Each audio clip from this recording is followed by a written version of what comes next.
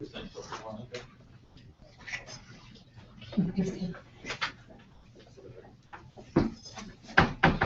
Okay.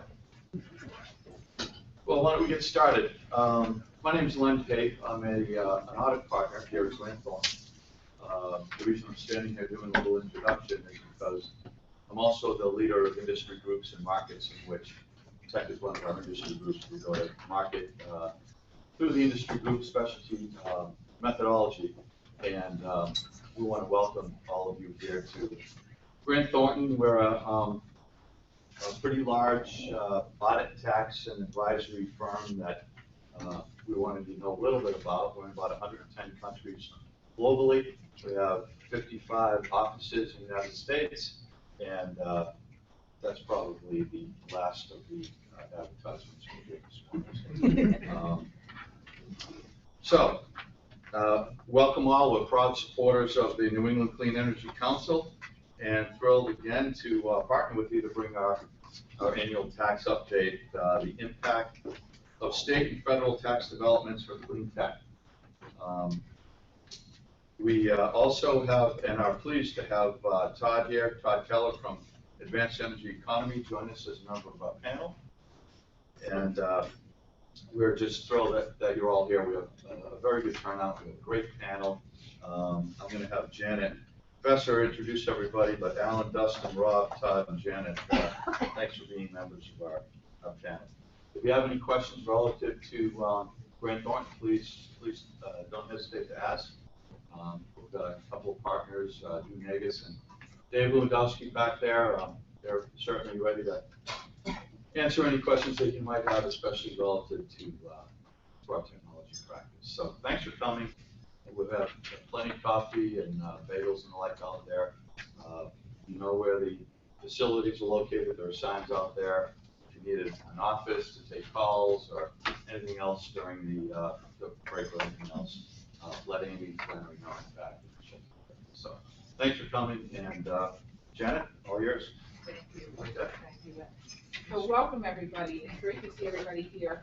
And I wish I could take credit for the planning of the timing of this tax panel, but you're going to be getting some very up-to-date reports on what's going on at the federal level.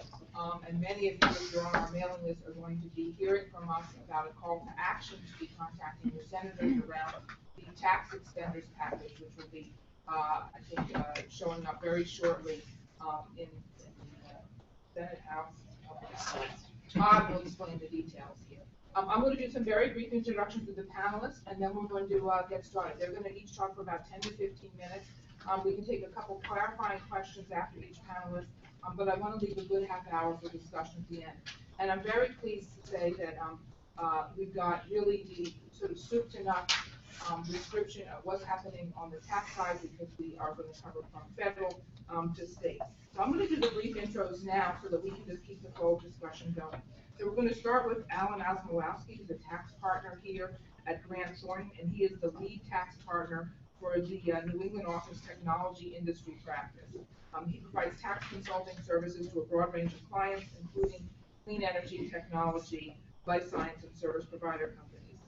Alan has a bachelor in accounting from Worcester State College. He's going to be followed by Dustin Stamper. Dustin is director in Grant Thornton's Washington National Tax Office. So he monitors tax, legislative, and regulatory activity for the firm, and he provides legislative and regulatory updates both internally and externally for clients and potential clients. He spent 4 years on Capitol Hill for tax analyst, and he has a DS from Boston College. So he's come back home from DC. Todd Keller is Vice President of Federal Policy for Advanced Energy Economy. Advanced Energy Economy is New England Clean Energy Council's federal partner, a national, I should say, national partner, in that they are a clean energy business association, as are we, representing the broad spectrum of advanced energy technologies. And I think that's something that distinguishes both Advanced Energy Economy and Energy Council. I forgot our intro, which is really, we have members that range from solar to wind, energy efficiency, demand response, smart grid technologies, hydro anaerobic digestion, as well as support innovation programs. So I sometimes say, with the greatest respect, We are helping people who have invented something in their garage and turn it into a real business. And in New England, with the universities and the research facilities here, we really are a hotbed for this activity. It's creating thousands of jobs in all of the New England states. And part of our role on the policy side here is to help educate younger, newer, smaller companies on how to navigate the very complicated world of energy markets and energy policy and today tax policy. So welcome, Todd. Todd actually has developed and executed comprehensive campaign strategies for associations, nonprofits, and candidates for 20 years, and he has a bachelor's from the University of Cincinnati and lives in DC. We will then wrap up with Rob Michaels. Rob is Managing Director and the lead of the state and local tax practice for Grant Thornton's New England chapter.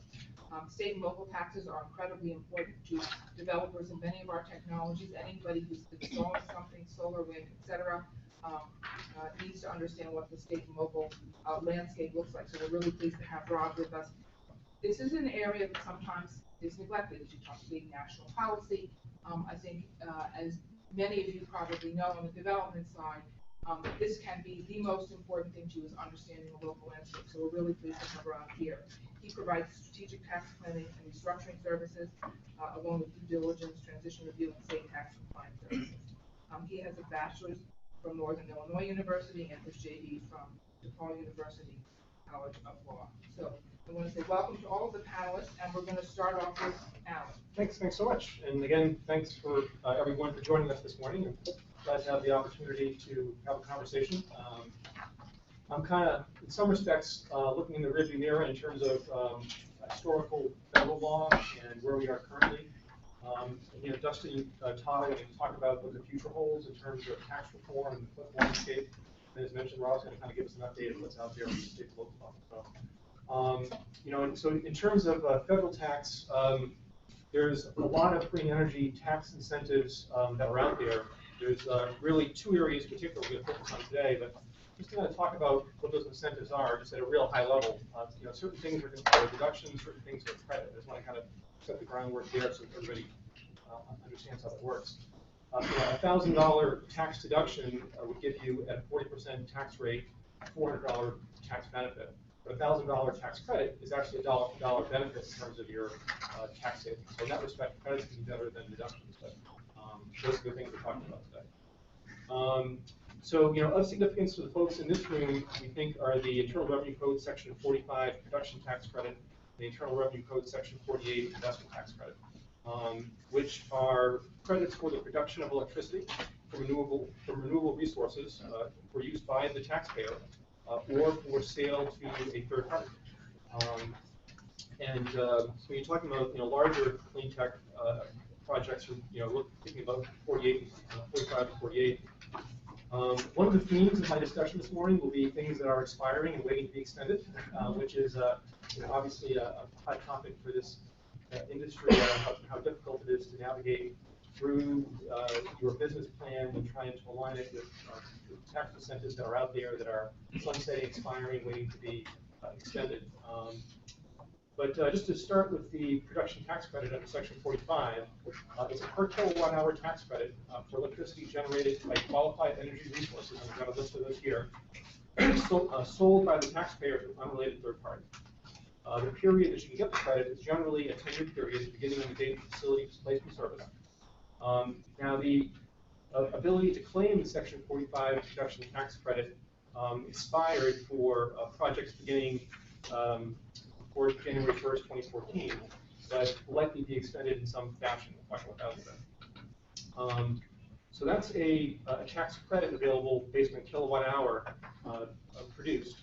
There's also the ability for the same projects to make an election under Section 48 for an investment tax credit for an amount based upon the cost of the qualified property.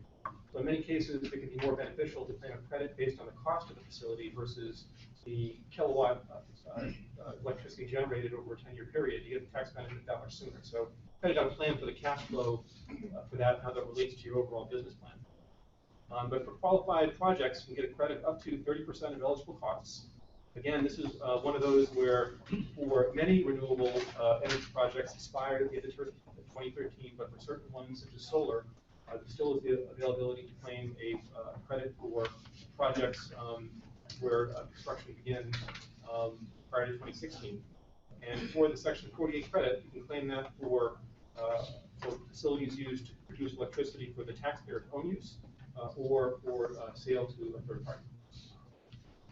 And then just on the next slide, to give you a rundown of the projects, of the technologies that are eligible for Section 45, wind, closed-loop biomass, open-loop biomass, municipal solid waste, landfill gas, hydropower, geothermal, marine, and hydrokinetic. In general terms, the projects that are eligible for the 48 PTC are also eligible for the election for the Section 48 ITC. As you look at the Section 48 ITC, you can see that the wind, biomass, municipal, landfill, hydro, geothermal all had, under existing law, projects that begin construction by the end of last year. But for solar, combined powered, geothermal, and microturbines, there still is, under existing law, the ability to have those projects qualify for that credit. Of significance to the Section 45 and 48 credits is how do you define when you've begun construction? And in IRS Notice 2013-29 provides some very helpful guidance. So if you have a facility that you're thinking about, or if it's further underway, it's a very relevant notice. But basically, there's two concepts that are outlined in Notice 2013-29 in terms of how you define the beginning of construction. And without getting into a lot of detail, there's this concept of physical work of a significant nature and a continuous program of construction. You have to show that you've begun a continuous project. So you can't just do a little bit of work in December of 2013 and then stop for 6 months. Is sort of the concept there. There's also another option for 5% safe harbor, which basically says that if you incur 5% of your total costs by the cutoff date, you'd be considered to have established construction at that point. And there is a copy of 2013-29 on the back, along with some other handouts that we're going to be talking about today. So if you wanted to grab a copy of that, feel free. As mentioned, there's the ability to claim the Section 48 ITC in lieu of the Section 45 PTC. And in terms of what the future holds here, I know there's going to be some more discussion on this after me, but just in general, there's currently a Senate Finance tax extender that was proposed in April that included a 2-year extension for the PTC and ITC, along with 50 other provisions that expired. Part of the challenge we have with our current method of taxation, where all these things continue to expire and need to get renewed through extender bills, that hopefully through tax reform we'll see some progress there. So that just in real general terms, talks about PTC and ITC. I have also included a thought leadership on general green incentives and credits that we have at the end of the back. It may not be as relevant to this group, but just to broad terms discuss what's out there for green energy incentives. And I'll go over those quickly. But there is the 179D energy efficient commercial business, which is up to $1.80 per square foot of space for newer existing buildings where they install certain qualified interior lighting, HVAC, hot water, etc. And that did expire at the end of 2013 as well, but that we'll hope to get reinstated in some fashion. Just an interesting side note on the 179D deduction that we've worked with some clients that do architectural work for government agencies, municipalities that don't pay taxes. In that case, there was the ability for the contractor or the architect to get the benefit of the 179D deduction if their client can't use it. And that can get built into the pricing of the contract, so that's something to kind of keep in mind. There's the alternative motor vehicle credit for credits for qualifying fuel cell, hybrid, advanced clean burn technology, etc. Largely expired, hopefully reinstated in some fashion. Credits for electric vehicles. Don't go into this too much. Alternative fuel and alternative fuel mixture credits. Certain fringe benefits for employees. Bicycle commuter expense reimbursements can be a non-taxable fringe benefit. There's incentives for manufacturers and developers for energy efficient appliances for manufacturers. certain credits available for new home builders, and certain benefits for producers of ethanol-based fuels, again, largely expired at the end of 2013. And we can go through that laundry list of other incentives and credits, and if any of those might be of interest to you, or you'd like to have discussions, please feel free to give me a call. But I don't want to take up too much time on some of the other things that may not be as relevant to this group. I guess with that, we'll turn all eyes to DC. Okay, thank you, Alan. Yes. Go ahead, Dennis. Sure. Yeah, unfortunately, as Alan said, a lot of the stuff that you just talked about has expired at the end of 2013. And that's largely because in the tax world, we haven't really done anything for a year and a half up on the Hill. So it's kind of weird for me to say that we've actually had a really interesting tax legislative year and a half. And that's because even though we actually haven't passed any bills since we got the big fiscal cliff deal at the end of 2012, we spent most of the last 2 years teeing up the idea of kind of big R tax reform.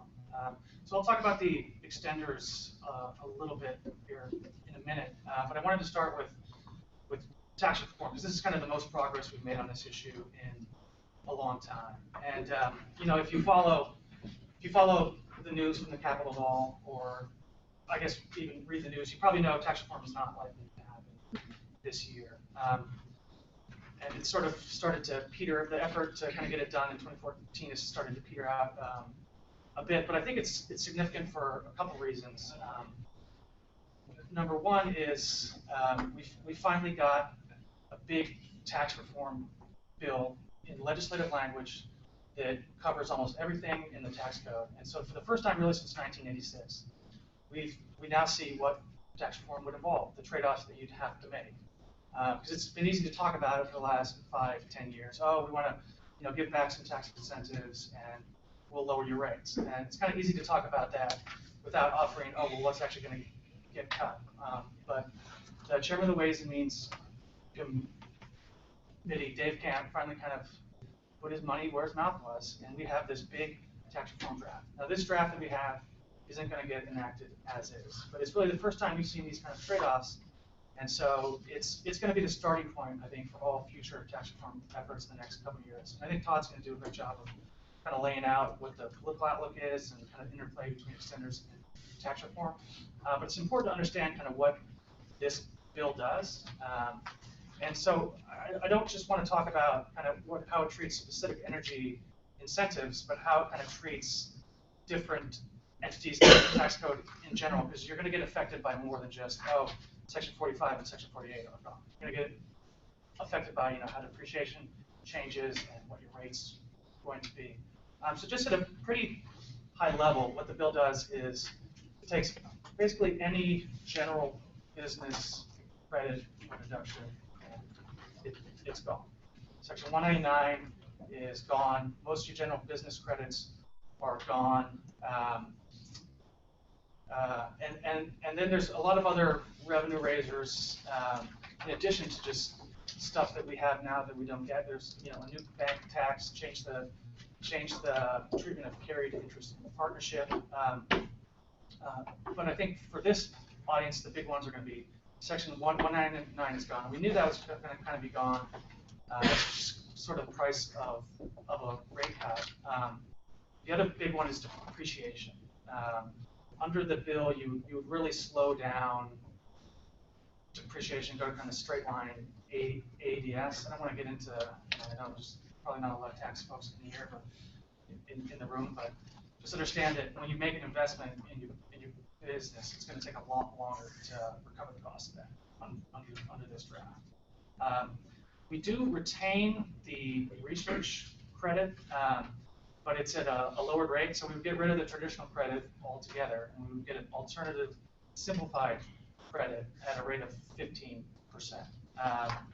And that proposal's kind of been out there to switch from the traditional credit to the alternative simplified credit, but in the current bills in Congress, we get an alternative simplified credit rate of 20%, which is the rate that you get under the traditional credit. But this is actually isn't, even though we're only getting the alternative simplified credit and we're getting a 15% rate, this actually isn't bad because the price of a rate cut is to give up most of your stuff. So it's great that we get our rate cut and we get to kind of hold on to at least a piece of the research credit. Unfortunately, it's narrowed even further that supplies and software would no longer qualify. So that's kind of at a very high level, without getting into too much detail, what we have to give up, which is quite a bit. So what do we get for it? What's the, well, one thing is we get a rate cut, I'll talk about that in a second, but the other thing we get is we would go from the general system of international taxation in which kind of worldwide income is taxed, although you can defer under current law unless you're capturing or something like that. It's kind of highly mobile. We would go to a system where it's more territorial. So you'd have a 95% exemption for income earned abroad when you brought it home. And I think that's the big carrot for a lot of these big manufacturers and some of the Fortune 500 companies that are going up and have really been pushing this effort. I don't know how many, the breakdown between kind of C corporations and pass-throughs in the room, but it's really been the biggest C corporations, public companies driving the tax reform effort, I think. And this is the big piece for them. These are multinational companies, and they're going to give up a lot for this. And yes, they're going to get a rate cut, but the big thing that they want out of this is to have a better tax result on the worldwide. Because as I'm about to tell you, the rate cut isn't that fantastic, particularly in the pass-through world. I was actually very surprised to see him get the C corporate rate down to 25%. Before this draft was unveiled, we've been hearing, it was going to be hard for him to get below 30%. We thought maybe they could get to 28% if they played with a lot, but they got all the way down to a 25% rate at the C corp level. So if you're in a C corp form, you're getting a pretty good result here. The problem is at the pass-through level, the rate cut is very shallow. Nominally, they give you a top rate of 25%, but there's this 10% surtax that applies to an even greater share of income than normal income, because you have to add back some of your normal individual deductions and exemptions into this. So you're really looking at a 35% top rate, which is only 4.5 points better than we have now. But it's not even quite that good because of this expanded base of the 10% tax. We had a staffer from the House Business Committee on our webcast when this came out, and he straight up said that, yeah, we structured it this way because we couldn't quite get to the 35% rate and get the revenue. We needed the revenue. The surtax raises is sort of the equivalent of having a 37 to 38% rate. So you can see we're at 39.6 right now for a top rate. So we basically got no rate cut on the individual side. So all these pass-throughs, you're giving up, a ton of your deductions, your credits, you're slowing down everything, and your C corp friends are getting a big rate cut, and you're not getting much at all. Now, Camp did, throw a bone to domestic manufacturers and said, okay, the 10% surtax doesn't apply to income from domestic manufacturing. The problem there is that there's this parallel provision in there in which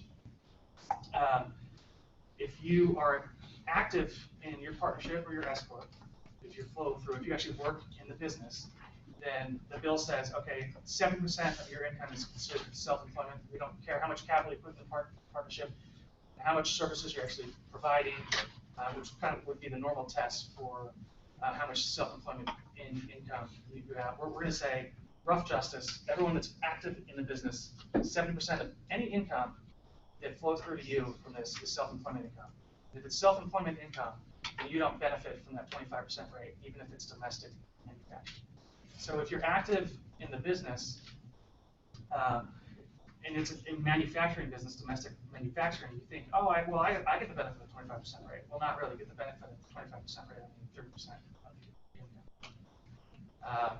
And even worse for the folks in this room, Camp's take on energy incentives was just thrown all out the window. He's basically got rid of both Section 48 and Section 45. So when you look at kind of winners and losers, I think if you're into domestic manufacturing, you have and you're a flow-through, this is a zero-sum game, right? This bill score revenue neutral. People that don't use a lot of tax deductions, incentives are getting a rate cut for free. Well, who's paying for that? Well, you're not getting the benefit of moving to territorial. You're not getting the benefit of a flow-through. You're not getting the benefit of a big rate cut. You're giving up depreciation. You're giving up Section 199. You're giving up specific benefits for 48 and 45. You can really come out as a loser in this bill. On the Senate side, there is kind of an alternative. Max Baucus, right before he decided to leave, released his own energy discussion draft. He doesn't have a full draft like Camp does, but his bill would actually get rid of most energy incentives, which we assume is kind of the price of tax reform, but we're going to hang on to Section 48 and Section 45. You actually replace them, but with a similar type of credit. And in that bill, the idea is to make it technology neutral. So your credit would kind of be based on the emission. The maximum credit would be kind of how you get to choose now the current law between 48 and 45. You get to either take your 20% investment tax credit or your 2.3% or your 2.3 cents per kilowatt hour. And so anything with zero emissions like solar, nuclear, wind, and hydro would all qualify for the full credits. Now, there's some interesting transition rules and how we would get from 48 to 45 to there, but those kind of details, I think, you need to care less about. You just want to kind of care more about the underlying policy, because these are just discussion drafts, and this isn't the form these things are going to be enacted in. So you're really kind of looking at the baseline of where they're going, and where they're going is, I think if we get to retain this stuff in tax reform, this is where I think we would end up. Now, Baucus is gone; he's leaving, but interestingly, Ron Wyden, the senator from Oregon, who's taken over the Senate Finance Committee. This idea was originally his. He threw it out there in 2009 on an energy bill. He said, "Hey, let's stop, picking kind of winners and losers, and let's move these tax credits into this idea that it's technology neutral." And from what we've heard, he was very involved in the writing of this discussion draft. So that's kind of where we are on tax reform. For the extenders, and I'll let Todd kind of get into, I guess, the outlook on where we're going to pass this. But on the Senate side, they've gone the traditional way with the extenders, and we're going to get an extension of just about everything that expired at the end of 2013. The one energy-related provision that's not in there is the energy efficiency credit or the credit for energy efficient appliances. Almost everything else is in there. Both Section 45 is in there, and the ability to take Section 48 in lieu of it would be the same start construction date. So you'd have until 2015 to meet the begin construction dates under that bill. On the House side, Camp has sort of gone in this thing where he's not going the traditional way where we kind of extend everything temporarily. He's instead decided to take 6 or 7 of these and make them permanent. It's more to come, supposedly, but the 60s introduced so far do not include Section 48 or Section 45 or anything with energy. The research credit is the first bill he has done. He would make the research credit permanent at a 20% rate. Get rid of the traditional credit and go to an alternative simplified credit. He would not narrow it with taking away software or supplies like he did in his tax reform draft. I should mention on the Senate side too, one of the only not straight extensions in the bill, the research credit provision in the Senate extenders bill would includes a nice little thing that's been floating out there for a while, where for startups get under $5 million in gross receipts, the first $250,000 of your research credit can be taken refundable against payroll taxes. That's been floating around for a while. It's the first time it's kind of made it in an actual moving extenders bill. But with that, I guess I'll let Todd kind of talk about the outlook and where this is going. Great, thank you, Dustin. Okay, Todd.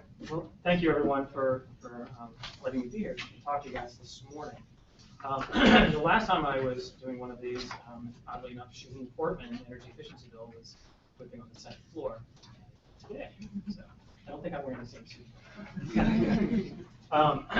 And the reason I bring that up is it is important because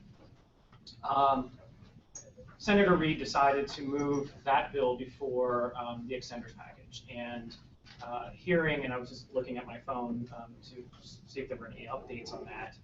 It's getting held up by a Keystone vote. It's getting held up by a carbon tax potential amendment, and it also is getting held up by an EPA regulation amendment. So they're trying to move it. They've done a lot of work on sort of the underlying bill, adding in all these amendments they've been agreed to, and now they're trying to get other amendments. Reid's holding firm.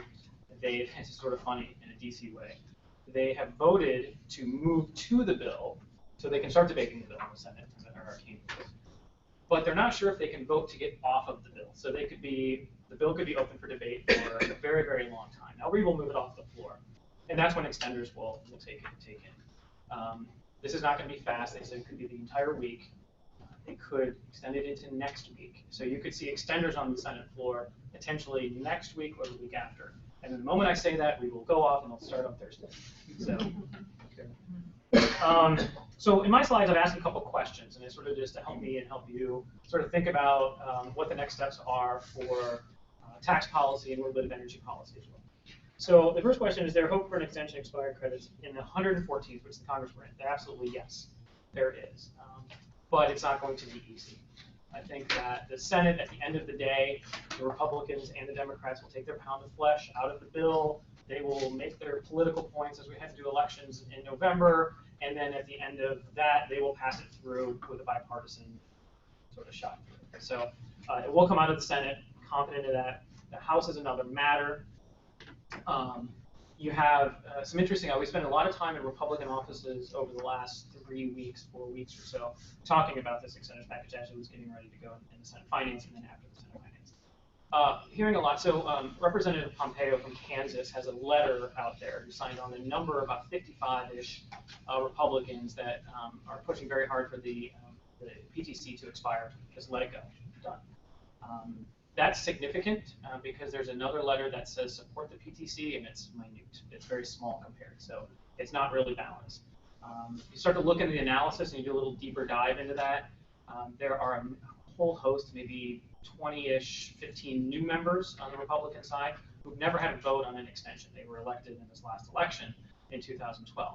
You look back to the Republicans who actually voted for the extension in 2012, and most of them lost their election.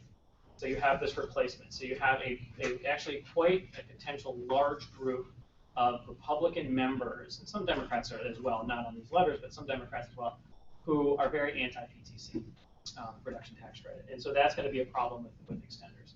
And as we see it in DC, and it may be wrong, but that's the sort of the crown jewel of the extenders package. You talk to the biodiesel folks and fuel folks, they say no. You talk to the energy efficiency people, they say no. But I'll leave that here. So it can get, it's going to be very difficult in the House to get the extenders. Camp is not following what Senator Wyden did, as Dustin said. He's doing sort of his own play. The working theory is one of two things, which probably won't happen, is they either put some sort of package together as Ways and Means marks it up. We're hearing that Camp will get to energy provisions in sometime mid to late July. I don't know what that'll look like if it's packaged together. For political reasons, I can see him breaking out the PTC and just, sort of having hearings on that, and just really flogging that, push that out, and does the House vote then on that, and then see what happens, and then try to conference something, which would be disastrous?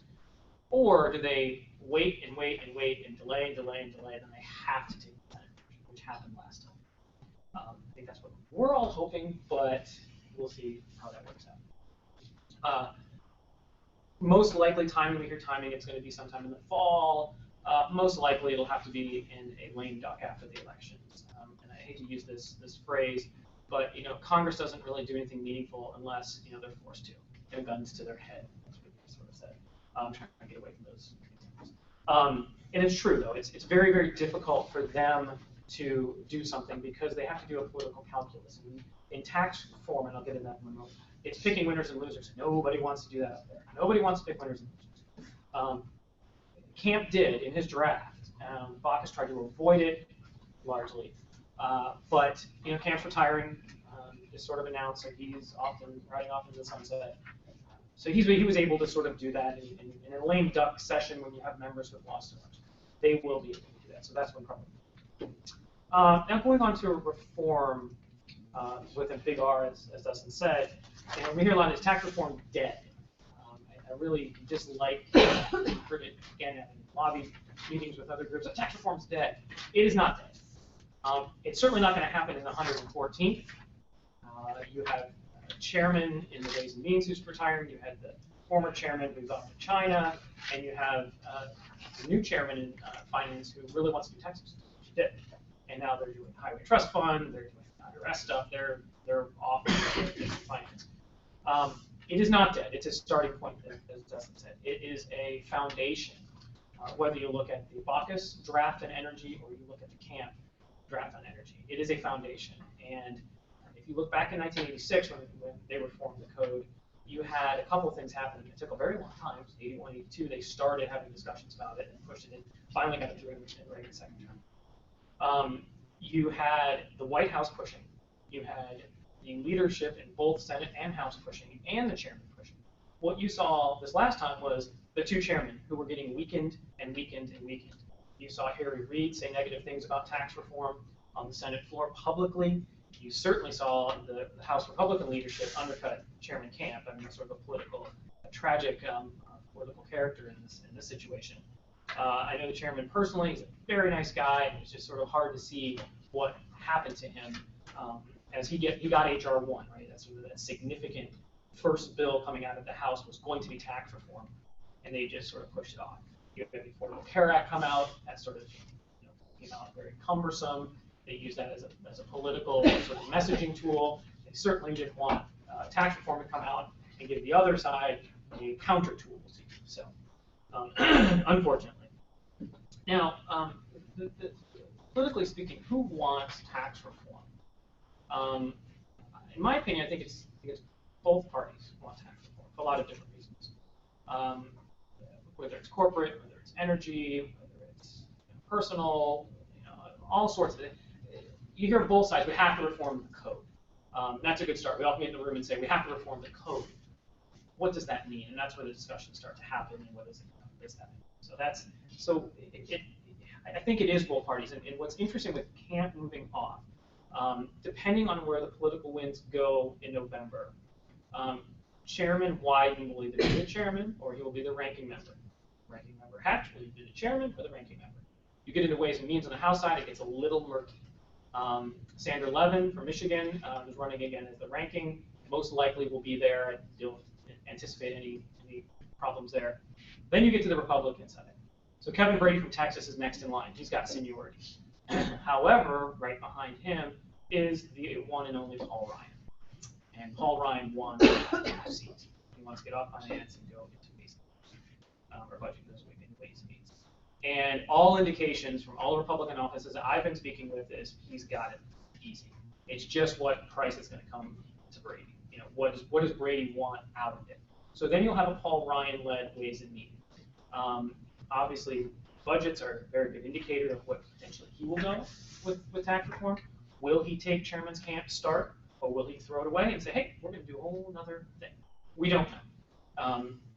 Of course, when you start talking to his office, we'll see how that comes out. We may not be Ways and Means chair. That's Mr. Brady. You said it's all cryptic. So we'll see how that all turns out, and I'll get into a sort of funny line here in a second.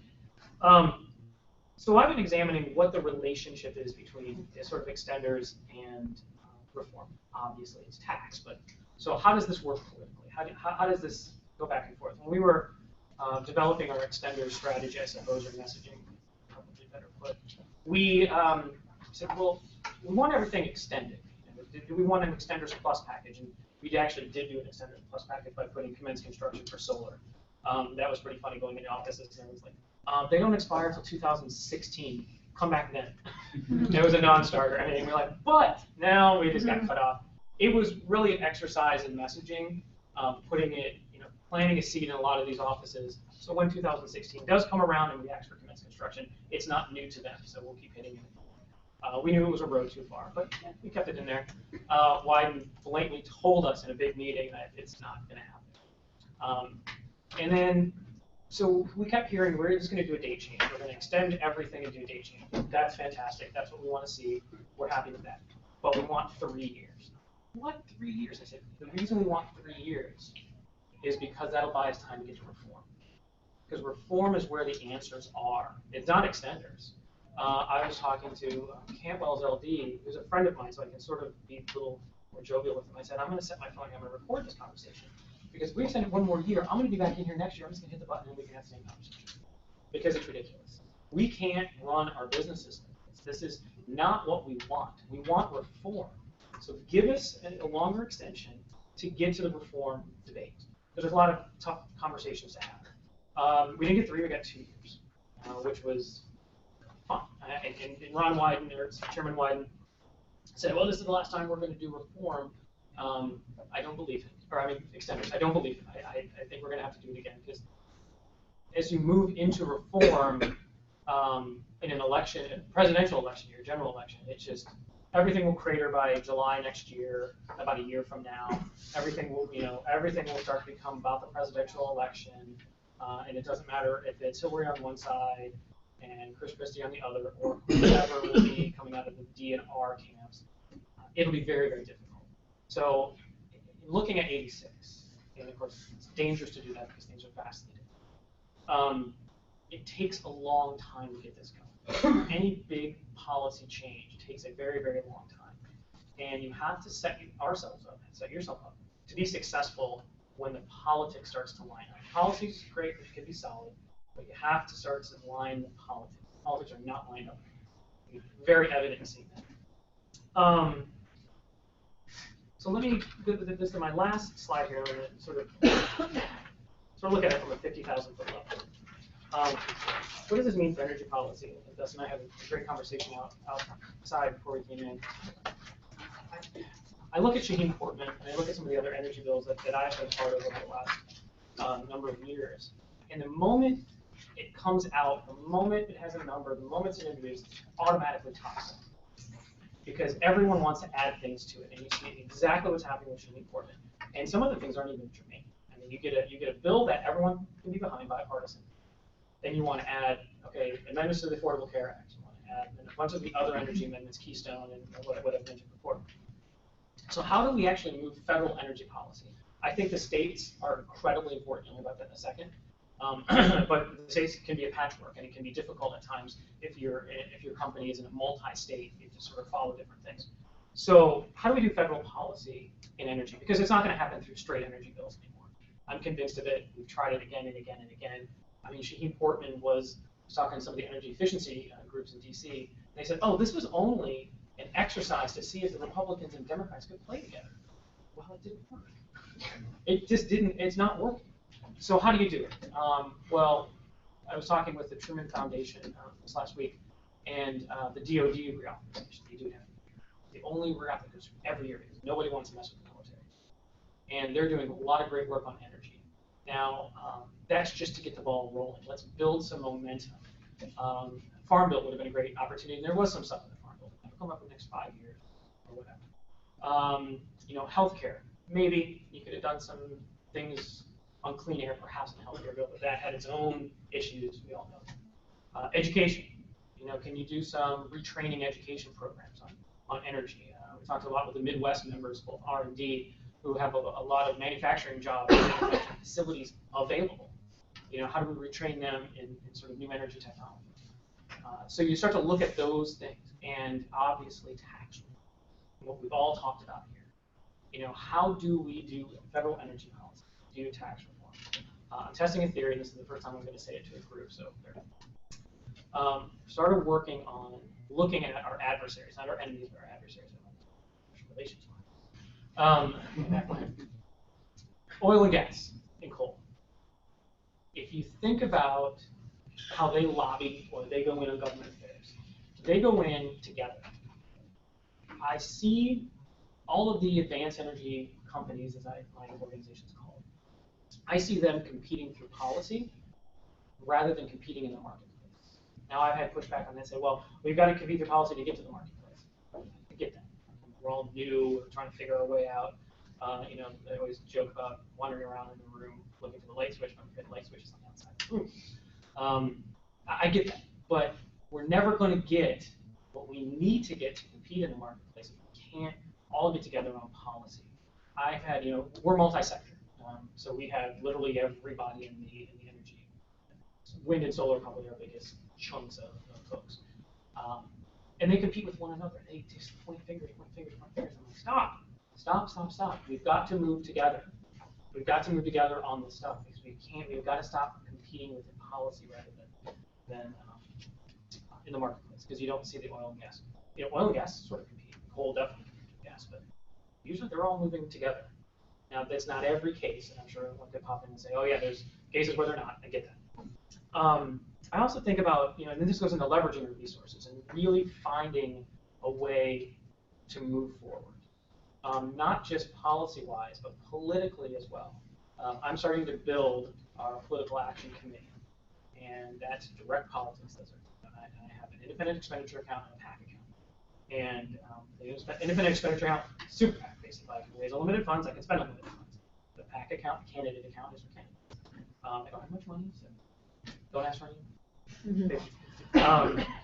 But we need to do that too. It's two pieces. And I've been talking to a lot of the other PACs that work in this space and saying we need to figure out how to start bundling our dollars to get in there.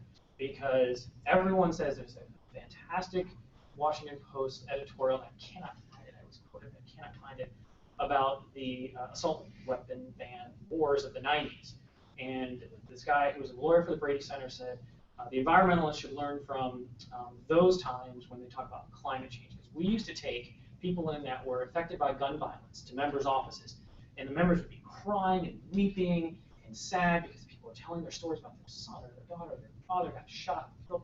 And the members would walk out crying and go vote with the NRA because they had the political power. They're scary. You cannot, and you see it today. Kate Hagan, scared to death of the NRA. John Tester last time, scared to death of the NRA. And they have political power. That's just one example. There's a lot coming, oil, coal, and gas, political power. We need to figure that piece out as well. That's a long-term. And I think that the elections, we talk about the elections a lot, and I'll find the elections will impact it. We're working on the assumption that you're going to have in 2016 a Republican president, a Republican Senate, and a Republican House. Oh my God, what does tax reform look like then? Does it look like the camp draft? Is there something else? Well, we can try to impact that, but a lot of times that's not really in our hands.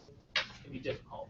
But we need to, if we need to defend our credits, and we really need to make sure we have a place at the table, we need to start working now. Now, if it goes the other way, I have personal political meetings, but we're nonpartisan, bipartisan. If it goes the other way, we're in a position maybe to get some really strong provisions. And in the last little question here, does anybody have a crystal ball or tea leaves? Because mine seems to be worn out. So if anybody can lend me their crystal ball, my tea leaves are dry. Thank you very much. Thank you, Todd. So you get a picture at the federal level of lots of things in play and lots of uncertainty and not such a positive environment. And so what's happening in the state and local level? Hopefully it's more encouraging. I gotta stand up, I can't. Okay. So, before I start talking about state and local taxes, just want to get an idea. Are there any tax people really in the room? Okay. So I'll try not to talk about code sections, all sorts of numbers and things, because frankly it bores me too. So I'm going to talk about some more interesting things, I think. All the federal stuff that we've been talking about, okay, that's like prime time. That's what everyone's focused on. It's prime time television. Let's see. It's Game 7 of Stanley Cup. Everyone wants to watch it. state and local tax comes on at 2 a.m. It's an infomercial. People don't think about it. Maybe they fell asleep in bed watching TV, they wake up, they see it, they're like, I can use one of those, and they fall back asleep, right? I want to try to get you thinking differently today, right? Because the fact of the matter is, big dollars on the federal side, right? Big issues, and they're huge issues. Either it's going to be there or it's not going to be there, okay? I got 50 states. Where you decide to put something, right? All sorts of things to consider. And none of them are ever going to be the same, okay? So that's where the states kind of come into play. Big picture. When you're looking for particular incentives or benefits for any particular industry, okay? What's driving a state to hand things out? What does a state want to see? Jobs. Jobs. They want to see jobs. Or maybe a lot of capital investment. Maybe the capital investment doesn't lead to a lot of jobs, but to put the capital investment in place, there's a lot of jobs there for a period of time to build up what's being built, perhaps.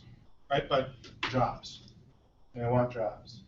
So what drives state economic policy? Jobs. States compete with each other. Yes? Absolutely they do. Right? One state does something, the neighbor's going to do something. Great example, about 5 years ago, Massachusetts puts in place all sorts of great benefits for life sciences companies. And we're going to be the life science center of America. And Connecticut puts out a bill last year saying, us too, we want to do it too.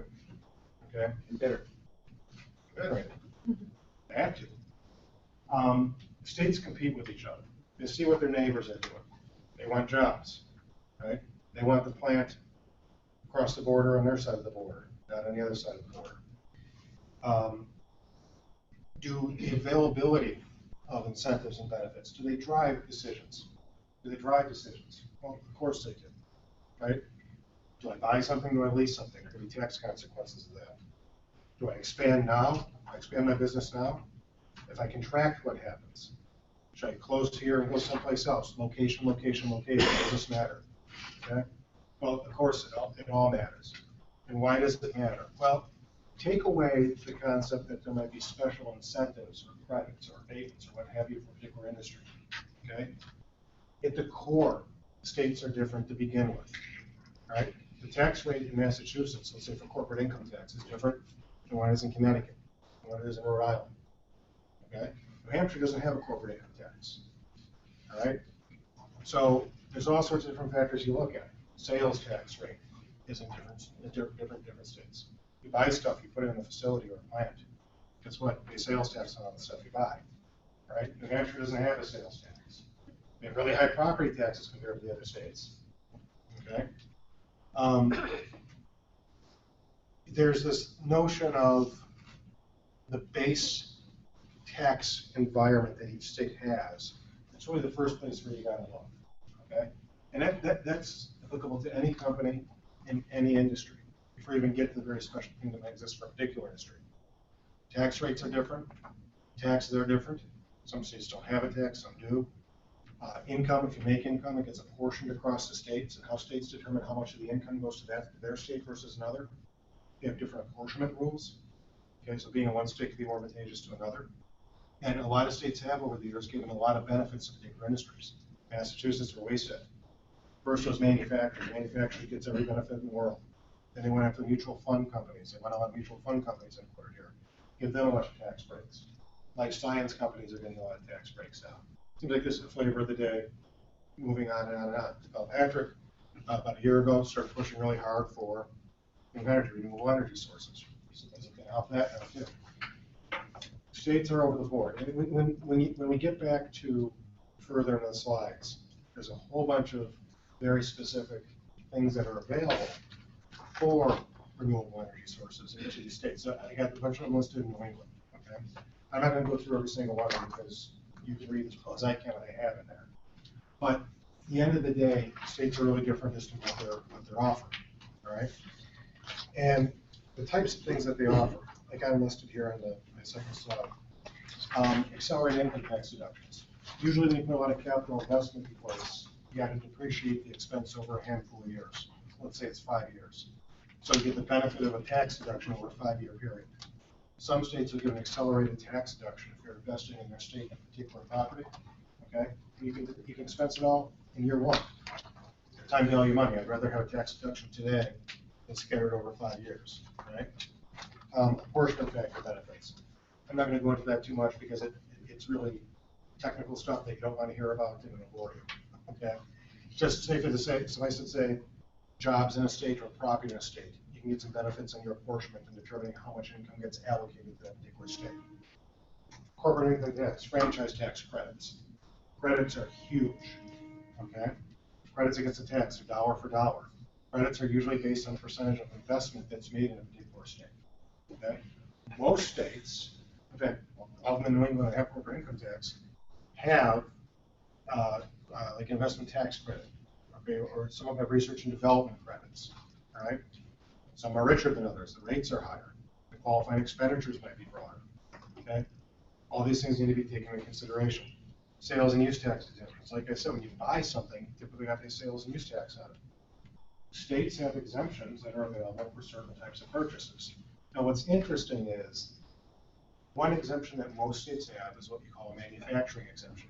So if you buy manufacturing machinery and equipment that you're going to use to manufacture tangible personal property for sale, typically that's exempt from tax. So when you're building a big plant, typically a lot of your investment is machinery and equipment. Okay? If you invest $50 million of machinery and equipment into a structure, into a building, and the tax rate is 6-7%, 6-7% of $50 million, it's a lot of money, right? It's $3 million. A lot of money you can save if there's an exemption. Now, producing energy, typically for these purposes, is treated as producing tangible personal property, and you can get classified as a manufacturer for purposes of these exemptions. So the availability of these exemptions in states can be huge, particularly if you're building something new, a big facility, putting a lot of dollars in. And a lot of times, states have grant programs available. A lot of states do. Massachusetts has several for different types of renewable energy. These grant programs are great, but these grant programs are sometimes kind of shiny advertising on the wall. They'll say, we got this great program, we're going to distribute $10 million over the next 10 years. But when you get to the fine print, it's, well, but there's only $1 million available a year. And you're capped maybe at $200,000 if you're building a plant, or $400,000 if you're building a plant. And while it's good shiny advertising, ooh, I want to go to Massachusetts, they got a great deal here. Some of these other things, like the sales tax exemption I just told you about, can be worth a lot more money than what the grant's worth. Okay? They're waving the flag on the grant because they want you to see it, but you got to dig much deeper beyond that to see what else is there. Okay? It's really important. And when there are grants too, they'll have X amount of dollars available, and sometimes it's a competitive bid process. Okay? You got to come, put in your application, tell me what you're doing, tell me how many jobs you're going to create, right? And then there's a board of people. Maybe these 3 guys are on the board, and they're taking all the applications and they're trying to decide who's got the best story, right? And I'm going to allocate funds in a particular way to people. And depending on how many people apply for it, they can run out of funds, right? So if you see something open and you want to get a grant, get in early, get your ducks in a row, and apply early on in the process because you want to be at the front of the line, not the back of the line. Most of these types of things, which is the greatest value? Okay, what's the most value to someone? Well, it might depend where you are in a company's life cycle. All right, let's say you're doing R&D, you're trying to develop a new source. Okay, well, R&D, a property tax abatement can mean much to me right away. No, probably not. Is a sales tax exemption going to mean a lot to me right away? No, probably not. Okay, would an R&D credit be nice to have? Yes, because that's where I'm spending all my money, right? And I want that R&D credit. Now, interestingly enough, if I'm in startup phase, I'm doing R&D, I'm making an R&D credit to use against my income tax. But guess what? I'm not going to make money for 5, 6, 7 years, right? So if I get an R&D credit, you better be sure you know how long it can carry it forward. Okay, if the state's got a 5-year carry forward on R&D credit, and you're in startup, you might not ever use that credit. So again, you can see something and say, oh, that looks great, I'll get an R&D credit for X amount of my percentage, right, of my expenditures. That's great, are you going to use it, right? When you're comparing where you want to locate, you got to consider all sorts of different factors. If you have been around a while and you're in business, you're in production phase, okay? And you can get a sales tax exemption when you're going to build the place great, you want that sales tax exemption. Once you're in production and you're really focused on trying to get stuff out to customers, what you want to see are incentives or benefits to or for your customers to incent them to buy what it is you're selling, right? Sales tax exemptions to them for paying for, energy from solar or for hydropower or for wind, okay? Or systems that they're putting in. It really depends who you are and where you are in your life cycle. There's so many different things to consider. You gotta be very, very careful. Just because something's advertised as being a great thing, it's great for somebody, okay, but there might be something that's better for you. And, it's like, what was that, let's make a deal and you got the 3 doors, and you gotta pick one of the doors, and door number 1's got a bunch of like money signs all over it. You're like, well, I'll take door number 1. And you open it up and there's a guy in a gorilla suit holding a bunch of bananas hopping around, and the car is behind door number 3, right? You gotta be really careful, make very intelligent decisions, because there are so many levers to pull on the state and local tax side, okay? What's advertised isn't always the best thing that's out there. But there are a lot of good things out there. And like I said a second ago, there's direct benefits that benefit, if you're the producer, you, right? Property tax, sales tax exemptions, credits for R&D, for investment. And there's indirect benefits that might benefit your customers, right? Which is better? Depends where you are in the life cycle of the business, right? What you'd like to see. It depends on the maturity of the technology. There's statutory benefits and there's discretionary benefits. Statutory benefits could be as simple as, I spent this money, it's X dollars I spent times a rate for the credit, I get it. I just put it on my tax return. Some of those statutory things you gotta get pre-approval for. Okay, you gotta get certified is something to get it, okay? Could be an application process. Discretionary benefits are always something you have to apply for. And oftentimes these discretionary benefits, like I said earlier, maybe a board, you gotta put an application in front of, you gotta put something into a state or a local government to get approved for something. You gotta do it before you start. If you start and you got your footprints in the ground, it's often too late to disqualify you from participating in some of these programs and grants and things. So timing is of the essence of a lot of these things. You want to be ahead of the game on that. Some of the things that are out there, just very briefly. So Massachusetts has a lot of different opportunities out there, depending on what type of energy source or what you're using to produce it, whether it's hydropower, solar, wind. Okay, they got grant programs available. There's several of them. Converting organic waste into energy. There's some grants out there. As I said earlier, you get like $400,000 if you're building a facility. If you apply at the right time for different things, whether it's actually hydropower, then it's $600,000. Biomass organic waste is $400,000. These are nice things. They're nice things. These grants are great. Okay, but again, against the bigger landscape, there are other things out there that you need to be aware of. There's corporate income tax exemptions in Massachusetts. There's personal property tax exemptions for 20 years in some cases. There's sales and use tax exemptions for people buying things like official residence. For wind powered facilities, there's credits available. And some of these credits are for feasibility studies. The lower amounts for feasibility studies. When you get to construction, they pop up to be greater value. Heck, Mass came to my house. Everyone know about Mass Save? Anyone had them up to their house? They gave me like $700 for light bulbs, right, for free. Not free. No, free to you. Free to me. Free to me. But there's all sorts of different ways they're trying to, get people interested in things. Connecticut has benefits available. Some of them are similar to Mass. There's sales and use tax exemptions. Now, what's interesting here is Connecticut has a sales and use tax exemption for machinery and equipment that you buy for use to manufacture solar, geothermal, or wind-powered systems.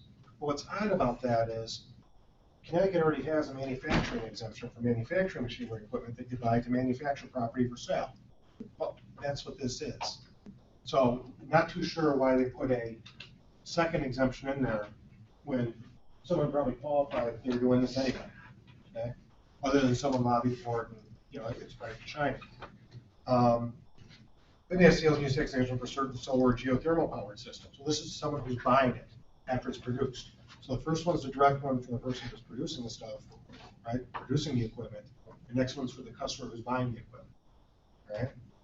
There's property tax exemptions. Connecticut's had some grants over the years, but a lot of them have sunset. The thing with a lot of these grant programs, they'll make the money available, but they'll have a timeline where you get the application in, and then money's gone, and unless the legislature re-kicks it again, it doesn't exist anymore. So Connecticut's had some things, but they've sunset. Maine's got a few things. They got biofuel production, corporate income tax credit.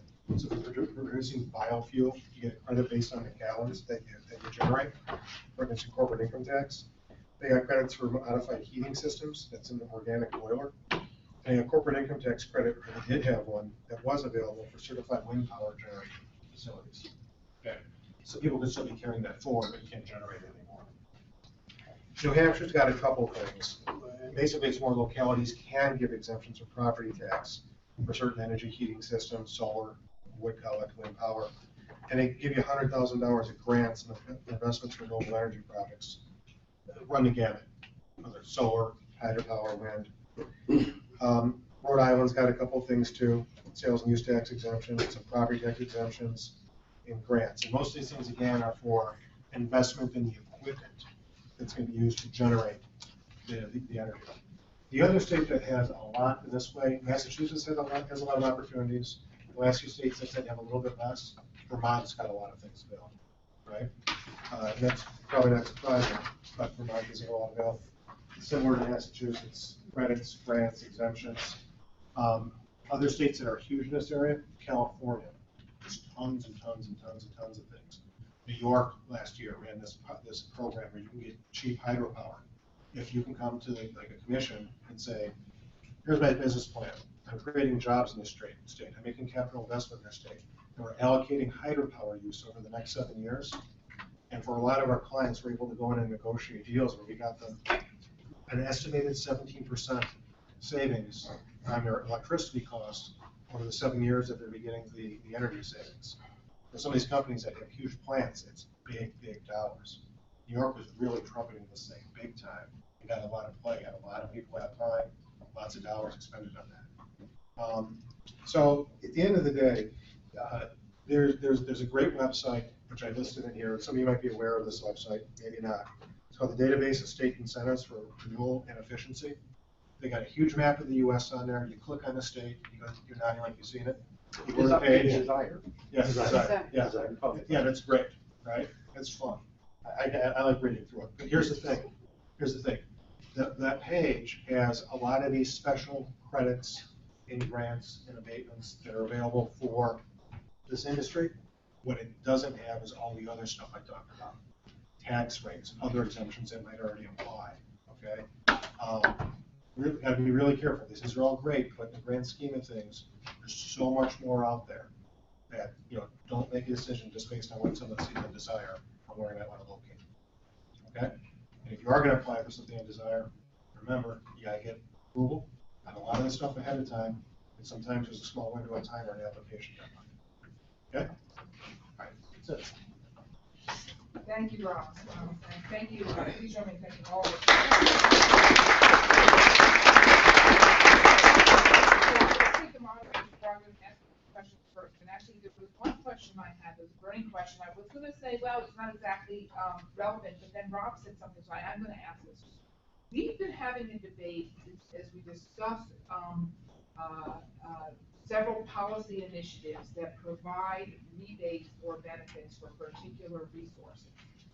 And the question is whether, and this is a tax firm, so it has been stated in some of these discussions that the rebates you receive for your 700 light bulbs, you should count as income, pay tax on. And likewise, any rebates you're getting for, as a customer for solar or wind or some of these other benefits. So, of course, this is a room of policymakers, so none of us have a clue as to whether we should be paying taxes on these things. And the group has generally acknowledged people probably aren't. So I'd be interested in the view of. I didn't receive $700 in light bulbs. You're really good at knowledge. Did you hear that? You know, you receive. You'd like to retract that statement. Anyway, in any case. It was 7 light bulbs. Exactly. But in any case, I think this is a question. As some of our developers go out and they're talking to customers, Is there something that we should be aware of in terms of any tax implications for customers? Yeah, to the extent they receive an economic benefit, is there, the, is there income to them? And how does that tie in with policy? If you're trying to give somebody an incentive to do something, you slap them with tax, or you something that's counter that. So I'm not aware of anything specific that addresses that. I think a lot of these grants and incentives are treated as contributions to equity, essentially. Well, if it's it depends on, I think, on if it's a grant or credit. If it's a credit, if it's going against your state tax, that's essentially part of the tax, and yes, it's Right. gonna reduce your deduction for state tax. Get that. Into income. The grant When question. Mass Save paid for half of the insulation in my garage, did I get $300 of income?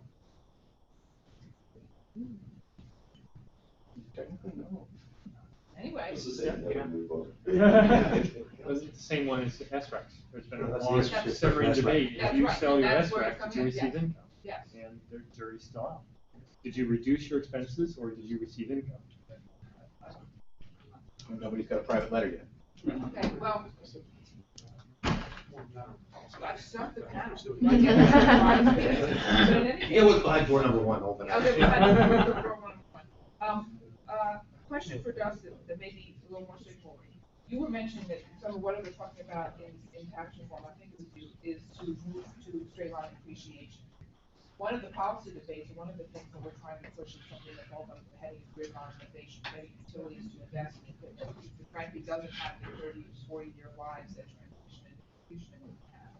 And how they would be, and giving them state regulatory ability to depreciate much more quickly. So when you said that, I thought, should we be paying attention to something in federal tax policy that may say they can or can't depreciate more quickly?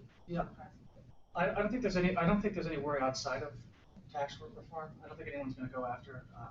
I think now smart grid, you can depreciate over 10 years instead of 20, and so I don't think that's in any danger kind of outside of the tax reform process. I think if tax reform does happen, you've seen both sides. Baucus had a cost for recovery discussion draft as well, and it would slow down depreciation. And Camp's bill would slow down depreciation. There's no question in my mind that if tax reform were to happen, it's going to slow down depreciation for everybody. And it's going to be very tough to get a carve out for any specific types of property like that. Because tax code now, it's not just electrical property; it's riddled with special incentives. So you can depreciate qualified leaseholds and all kinds of little things. And so, tax reform happens, depreciation is part of what you have to give up. And that may be the baseline starting point. What we see historically is at times when the economy isn't doing that well, the government will pass, economic stimulus packages that will include other types of incentives for, cost recovery acceleration, investments in certain industries. All right, thank you. Throw it open for questions. Yeah, Todd, at one point you kind of mentioned very briefly that on the agenda at the federal level was a potential carbon tax amendment. And that kind of has been brought up a lot in the Massachusetts gubernatorial campaigns. I mean, every single symposium I've been to has been brought up, and I hear it's picking up steam in Oregon and Washington, British Columbia being the poster child. And does that jive with picking up from where Baucus was saying, let's rethink this? And is there any chance in this earth that could ever have any traction in Washington? It's interesting because it can have traction in Washington. It will probably have traction. Started to have lots of conversations with really folks on the environmental community because there's sort of a safe space for that issue to work. They can talk about it. They can say the word carbon tax. When you get into sort of what we do as businesses, it becomes a little more difficult to talk about it. What the interesting thing about the Baucus draft, it sort of attacked it from the other side.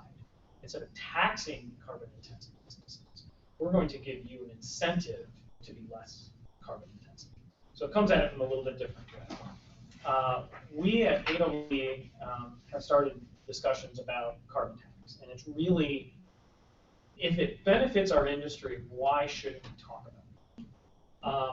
I have a very difficult time, and not personally, just it's very difficult to go into Republican offices, no matter where it is, and talk about, hey, we're for a carbon tax. Whoa, national carbon tax. You're done, out. And it just kills the conversation. I never lead with that, but it is. And there's conversation happening in DC on carbon tax. Again, I always talk about policy and politics. Two separate animals. You can have great policy, but the politics don't line up. It doesn't matter. Plenty of examples, not just in energy. And that's exactly what's happening. Carbon tax makes sense. You've got Bob Inglis, former Republican member of Congress out at George Mason University, who is all about a carbon tax. You've got Walt Minnick, former Democratic congressman, who's all about a carbon tax. And these guys are outliers, and they're trying to figure out how to do these things. You've got some foundations that are starting to wake up a little bit and say, hey, listen, we need to talk about how to do this. I don't have any answers, and it's a very, very difficult issue to tackle. Again, liked it, so where Baucus came from, sort of incentivizing being less carbon intensive, but you hear a lot of people, this is amazing, I got a letter from George Shultz. We sent our tax comments out, and he wrote me a letter. I would assume he didn't write me a letter. It was typed, and it was signed by him, and it said, this is great, Todd, and all your points are made, but what we need is a carbon tax. And that was it. And that was like five lines. That was it. And so that's why we started thinking maybe we need to do something. Hope that answers your question. Start. Questions? Good start. Thanks. Related to that, Todd mentioned the oil and gas and coal. I'm curious where nuclear falls. Seems like it could be a friend on the carbon side, but fall on the PTC. We consider nuclear advanced energy, and it is zero carbon emissions. There obviously is an issue in the large communities with the waste. It's very difficult to build nuclear plants anymore. We are looking at a technology, modular nuclear technology, small scale. None of it exists in this country yet. Basically, it's military sort of on subs and small stuff. That's fascinating to think about if you can have small scale nuclear energy generation, but I think as a community moving forward, nuclear has its own sort of space there, but we consider them part of sort of this clean energy future. I would add to the discussion draft from Max Baucus. It gives the new kind of 48 and 45 credit that he designed based on emissions, so nuclear would qualify zero emissions. Sir? Yeah, in the grand scheme of things, where does energy storage fall into place? I know there are a couple of states that have energy storage mandates and policies, but is there anything on the tax reform side or specific tax credit side that tackles energy storage? I have not seen many tax proposals on energy storage. From my point of view, it seems like the industry's big push has been to get master limited partnership treatment, and so I've seen more focus on that. I'm trying to just kind of rack my brain for if I've seen any tax proposals, because there's a couple thousand bills introduced every year, so there's all kinds of things floating around, but I can't recall anything I've seen tax related on energy storage that's had any traction. Yeah, I would agree with that. I haven't seen much. Yeah. Dustin or Todd, maybe we clarified 2 points in a couple of the pending proposals. First, on the extenders bill, when we talk about a 2-year extension, are we talking about an extension to December 2015 of the begin construction, or are we reverting to a placed in service? Now they would extend the begin construction to be a straight date change, so the begin construction rules would just be pushed off from December 31, 2013. So but in the tax reform discussion, the notice that begin construction is going to be the forever metric, which how are you describing Wyden's view that that's not likely to be the new benchmark? I think what I was talking about is commence construction for solar. Okay. So, and right now they don't have that language, and as I described of competing in policy or in the marketplace, solar wants a wind ads, and because they consider them as their competitor. Accurate? Yes. again, taking it out of the policy, putting it in the marketplace. Their argument is we can't get it in the policy, then we can't get to the marketplace. We go to that. Jim, can I get one follow-up? Yeah, well, just in terms of tax reform, CAMP would get rid of bulk credits, so you wouldn't have it. It's irrelevant. In Box's draft, there would be no, the phase out would be, it's a treasury phase out based on overall US greenhouse gas emissions. That's exactly the follow-up question I wanted to ask. I saw that when we triggered that certain 370 something or other period, it begins a 3-year phase out. I haven't seen any analysis anywhere of when Baucus or anyone else thought that target was likely to be hit. Is there a view on what that would equate to if that were a year standard? That's a good question. I haven't seen it anywhere. Yeah, I haven't either. Is that, how aggressive is that target, I guess, is that a 2025 goal, or is that something that's relatively achievable? I think that as we looked at the draft and we did our analysis, other people do our analysis, as we all got it wrong, right? There's a lot of work to be done. I mean, the questions like those need to be answered. I think that as we were talking with Ryan Abraham in Finance, they were, and given what happened where Senator Baucus went off to China, they were sort of at that point rushing it out, and they were trying to get things done. They had done a lot of work, and so there's a lot of good stuff in there, but it really needs, for example, energy efficiency was completely cut out. So that needs to be there. Transportation needs to be looked at a little bit more. And I think there's other, so I don't want to put a percentage on it, but it's a good start, like I said, a foundation. There's a lot of things need to be discussed. Timeline, discussed as well. Just looking at the camp rep, what's unsaid about all of these things is that it's good for America to lower the corporate tax to 25%, because what we know is most corporations don't pay anywhere near that. So the implication is they're going to be paying more. Has there been any analysis of how the draft as it stands would affect different industries? And what is the perception? Because some industries use a lot more credits, some industries use other means of avoiding, reducing the tax liability.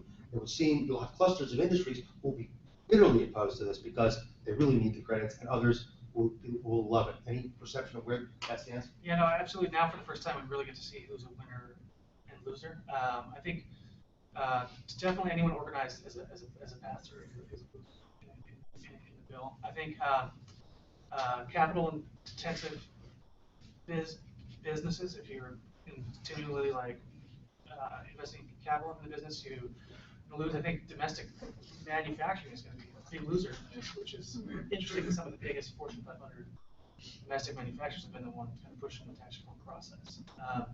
I think the big winners are folks with global operations. And the way they did the revenue score on it,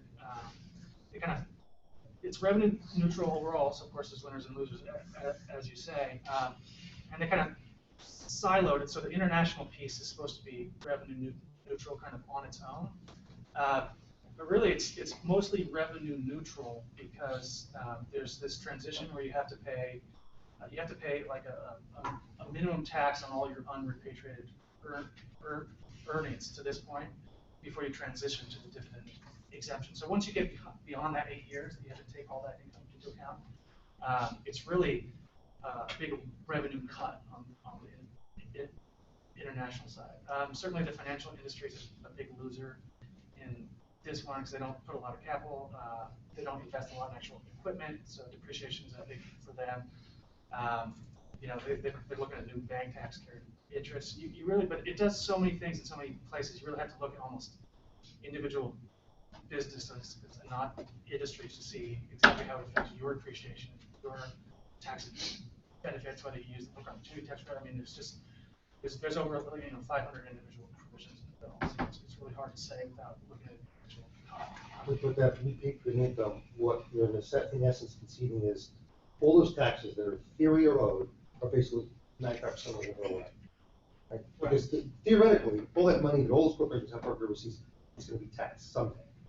And all this motion has been, well, we're never going to get that money, so let's just sell for a piece of it. Right.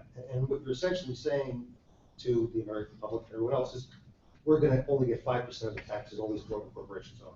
And going forward, we won't get anything with the overseas. Well, going forward, we're going to get 5% of their income, and there still is subpart F, so, and there's a couple of base broadening provisions, so you would try and, have a special rate for IP partners in short, so it's not all like butterflies and rainbows, but in general, it's gonna be very good. You're gonna have a transition tax of, kind of on cash and cash equivalents, I think it's 8.25% on anything parked offshore. If it's kind of E&P, it's a 3-something rate, so I should know that. But then going forward, you're just gonna be able to exempt generally 95% of all income. And really, not to get too technical, but that's meant to be a rough justice approach, because they figure, well, you're probably gonna have expenses here that you're deducting against U.S. income that really should be allocated to your foreign income. So we'll just kind of pretend that that's 5%, but in general, it's meant to kind of exempt all. John? Question for you, Todd, kind of a broader one. Talking about your point about the political tea leaves, if we face some prospects of Republican House, Senate, presidency perhaps down the road. Prior to the Obama administrations, renewable energy wasn't so polarizing. It was a little more of a bipartisan issue. So the question is, what do you see is, how would you pull that back? Is it simply President Obama leaving and that would be done, or is there other aspects to it? And the only thing I could think of was in the net metering discussions that have been going around the country, in a couple of states, you've had the Tea Party groups come out in favor of retaining net metering on the grounds that it preserved freedom of choice at the individual level. I don't know if that's anything you've built on. You see, basically the question is, what aspects of what is renewable energy production, et cetera, favor to a Tea Party type of person, since that's clearly going to be a continuing theme in the body politic. As I say, when I testify in committee, I'll have to get back to you on that. I'll put that in writing and get to the committee. No, I think I don't think this is fascinating. That's a good question. It opens up probably a longer discussion, but I'll try to be quick. The president has essentially declared war on Congress, and you saw that with John Podesta just this week came out and basically said with the climate assessment report, with some of the stuff that they're doing, like, we are bypassing Congress, and we're telling you we're bypassing Congress because they're not doing anything. I don't think when the president leaves it's going to change. I think that the Congress is polarizing drastically over the last decade, even more. You see a lot of the Bob Inglis, Sherry Bollards, Jim Saxon on the Republican side, who were always solid Republicans on energy. They're gone. They got Tea Partied out. Then you see the Heath Schulers and some of the Blue Dogs. We had a joke in the Blue Dog, they got halved in the last 2 or 3 elections. Now they're nothing more than a lunch group, rather than the Blue Dog sort of caucus, I guess. Because so you're getting the middle part that really could push one way or another, and that's where you had a lot of good renewable advocates and champions are now gone. And it's almost as if you have to re-educate everyone else. Say, hey, this net metering stuff, but this stuff is good. Dependence on foreign oil. That's why with the Truman Foundation, and I keep bringing them up, but also talk to a number of Republicans who look at it from a defense or a homeland security issue. And it's not just the DoD, but it's in general.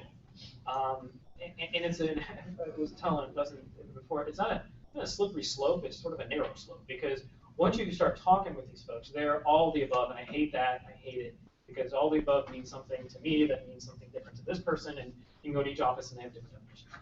I was in Cory Gardner's office, and the staff was like, oh, we're all the above, and I said, so you support everything Obama does? She goes, well, not really. I said, well, you all the above? And but going at it from a security perspective is a narrow slope, because they really consider oil, gas, and coal as part of that equation. Okay, if we can start having constructive conversations on clean, green, renewable energy, however you want to call it, advanced energy, then I'm willing to have those discussions, because you've got to start somewhere. So with Obama declaring sort of this mandate, and he said the Congress isn't doing this stuff, so we're going to do it. We're going to go with 111 D&B, the power plant rules. We're going to go with climate action. We're just going to march forward. You guys can't stop us. That's essentially what's happening. It'll get ugly, for sure, as we get closer to the election, especially as the power plant rules start to trickle out. This will go into litigation for years and years and years. But John Podesta moved over from CAP to the White House for a reason. If anybody followed the roadless rule, which was a national forest rule, Clinton got it done 11 days before he left office, and then the Bush administration tried to turn it over for go at it for 8 years, and the courts kept backing the previous administration, and then finally Obama signed it. So it took that long, and the architect to get that through was one John Podesta. And so it's very similar. He knows how to do this stuff, and that's exactly what they're trying to do. But it's a longer discussion. Great question, and we really get into it. But hopefully I answered adequately. So I want to be respectful of people's time. It's 10:30, and I want to thank you all for being here. I think the Grant Thornton folks have information in the back. On the last page of the handout, there's contact information for all of the panelists, as well as for the Connecticut Council. So, do follow up if you have questions. Great to have you here, and thank you again for your time.